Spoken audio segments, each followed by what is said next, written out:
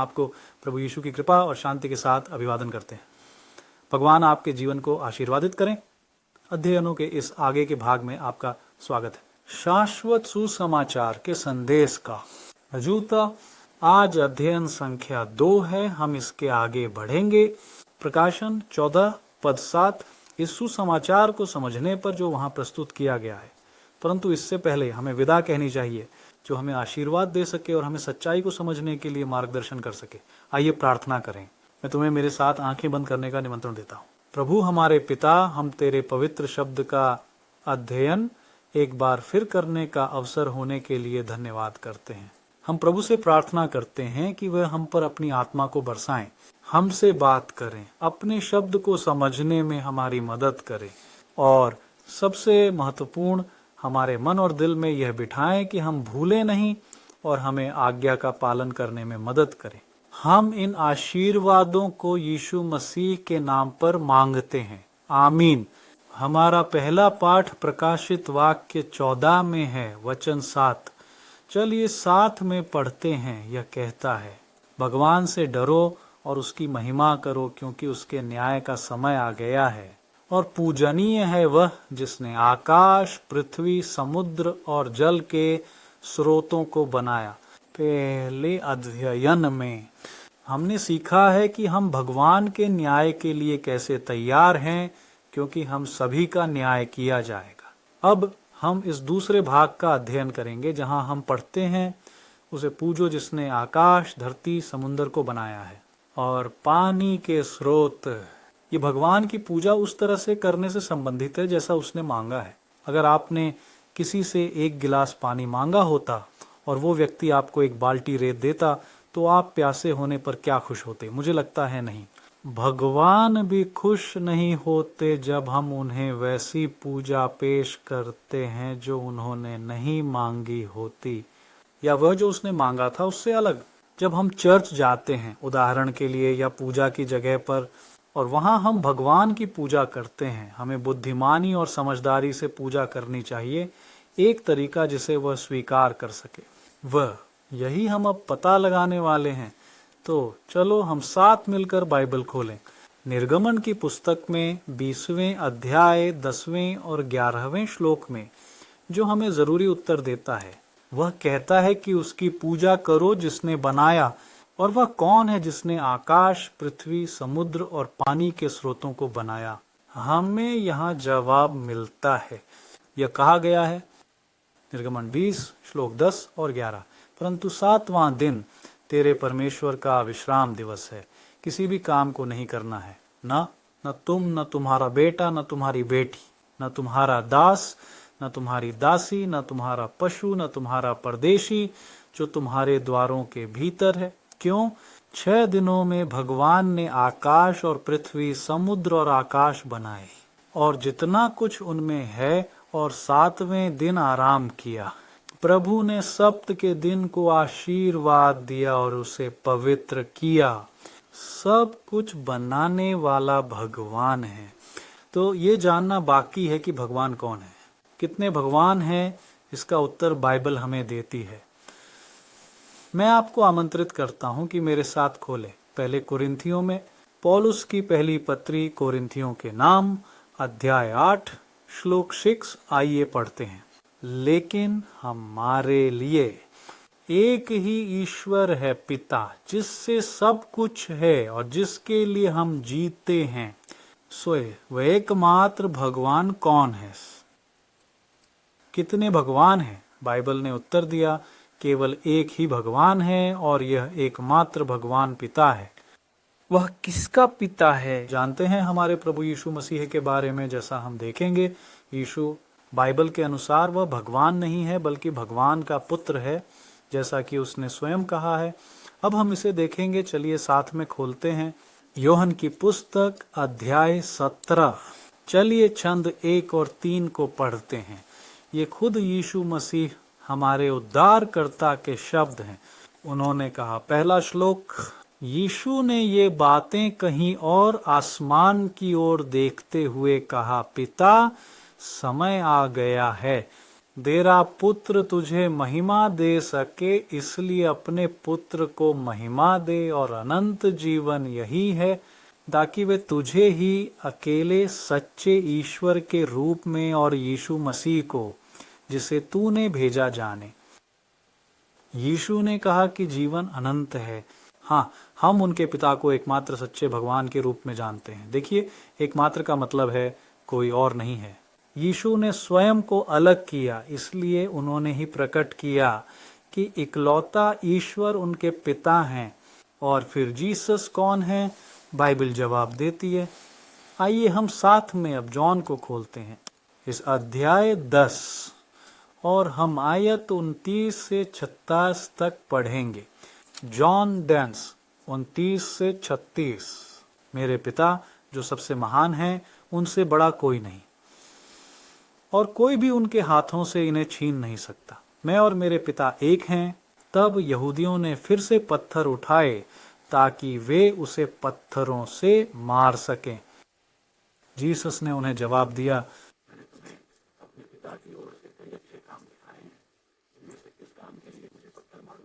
यहूदियों ने जवाब दिया, कहा, हम तुम्हें किसी अच्छे काम के लिए नहीं बल्कि लेकिन ईश निंदा के लिए, क्योंकि तुम एक मनुष्य होकर खुद को भगवान बना रहे हो।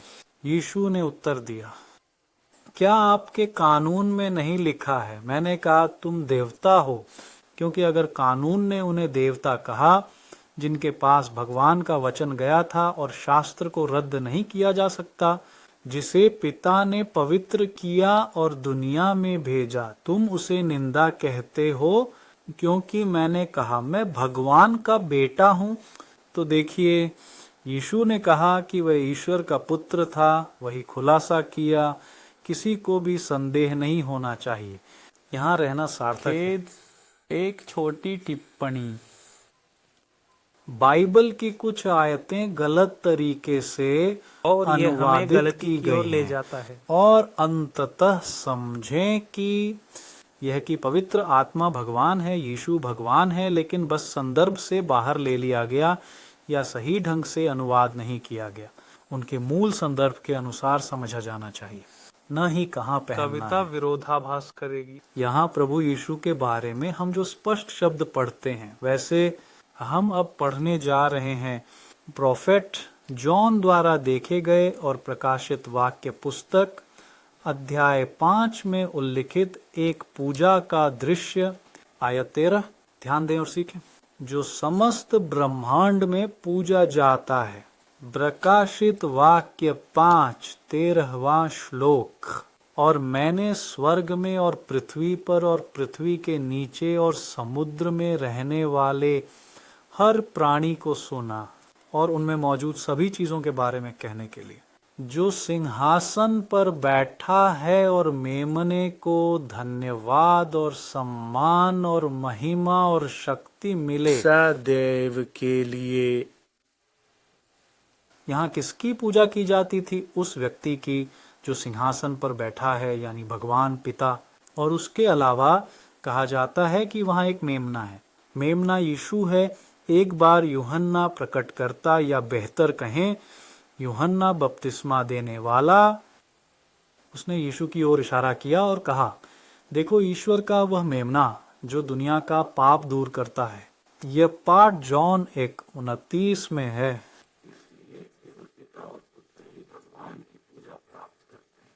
ब्रह्मांड के सभी प्राणियों में, या बेहतर कहें लगभग सभी, केवल इस पृथ्वी ग्रह पर ही लोग हैं जो दूसरों की पूजा करते हैं, जो केवल वे नहीं हैं। लेकिन क्या भगवान संतुष्ट हैं? क्या भगवान खुश होते हैं जब कोई कहता है मैं भगवान की पूजा कर रहा हूं और किसी और की पूजा करता है? क्या आप खुश होंगे अगर आप शादीशुदा होते और आपका पति या पत्नी कहते नहीं मैं आपके साथ हूं, और फिर आप उन्हें किसी और के साथ गले लगाते देखें? दूसरा, बिल्कुल नहीं। ईश्वर वैवाहिक अविश्वास की तुलना उपासना में अविश्वास से करता है। भगवान चाहते हैं कि उनकी पूजा उस तरह से की जाए जैसा उन्होंने मांगा है। बाइबल कहती है कि वह ऐसे उपासकों की तलाश में है। आइए हम मिलकर यूहन्ना के सुसमाचार अध्याय 4 श्लोक 4 को खोलते हैं। 21वीं सदी में लेकिन समय आता है और अब है जिसमें सच्चे उपासक पिता की आत्मा और सच्चाई में पूजा देना, करें। क्योंकि पिता बांधने की कोशिश करता बस है। यही है, इसी तरह उसकी पूजा की जानी चाहिए। ध्यान दें कि भगवान सच्चे भक्तों की खोज में हैं, और अगर वह उस तरह से पूजा नहीं की जाती जैसा उसने मांगा है तो वह स्वीकार नहीं करेगा। यदि आप पहले से जानते हैं कि ईश्वर को किस प्रकार की पूजा पसंद है, तो हम कैसे आशा कर सकते हैं कि वह एक अलग पूजा स्वीकार करेगा? ऐसा संभव नहीं है, है ना? भगवान वही स्वीकार करेंगे जो हम जानते हैं कि सही है। और इसका एक स्पष्ट उदाहरण उत्पत्ति में है, जिसे मैं आपके साथ इस अध्याय में खोलना चाहता हूं। आयतें 3 से 7 तक यह आदम और हव्वा के 2 बेटों कैन और आबेल की कहानी है। कहा जाता है, और कुछ दिनों के बाद कैन ने पृथ्वी के फल से प्रभु को एक भेंट दी, और आबेल ने भी अपनी भेड़ों के पहले जन्मे और उनके वसा को लाया। और प्रभु ने आबेल और उसके उपहार की ओर ध्यान दिया, लेकिन काइन और उसके चढ़ावे पर ध्यान नहीं दिया गया। और कैन बहुत क्रोधित हुआ और उसका चेहरा उतर गया। मैं ही गिरा था। तुम क्यों नाराज हुए और तुम्हारा चेहरा क्यों उतर गया?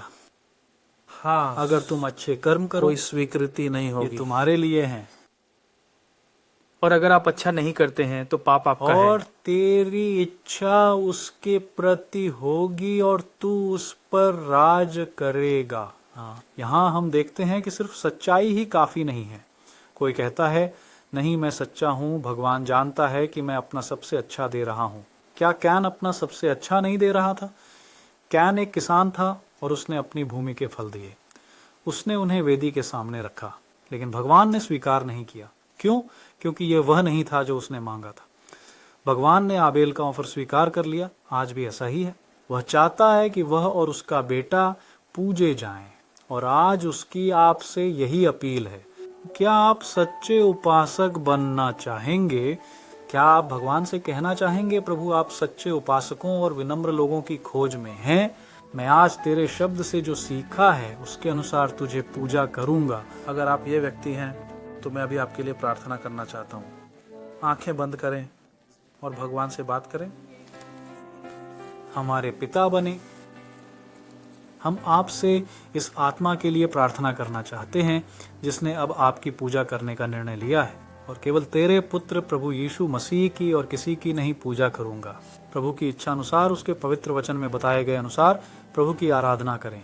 इस व्यक्ति को मजबूत करें। भगवान उस पर अपनी आत्मा बरसाओ, वह प्रभु आज से आपका आज्ञा पालन कर सके। इस रास्ते से भटकते हुए भी उसके साथ रहें और उसे निर्देशित करते रहें। प्रभु अपने शब्द के माध्यम से उसकी इच्छा को सीखने में हम यही मांगते हैं, मसीह यीशु के नाम में, आमीन। आज हमने खोजा कि हमें किसकी पूजा करनी चाहिए। शायद आपके मन में एक सवाल उठा हो, ठीक है, लेकिन ज्यादातर जगहों का अंत में जहां मैं इधर उधर सुनता हूं, और पूजा इस तरह से नहीं की जाती है। अब हाँ, पिता, पुत्र और पवित्र आत्मा को, लगभग सब कुछ पिता, पुत्र और पवित्र आत्मा के नाम पर किया जाता है वैसे, लेकिन ये बाइबल ने सिखाया नहीं था, जैसा कि हमने देखा। तो इस स्थिति का क्या होता है?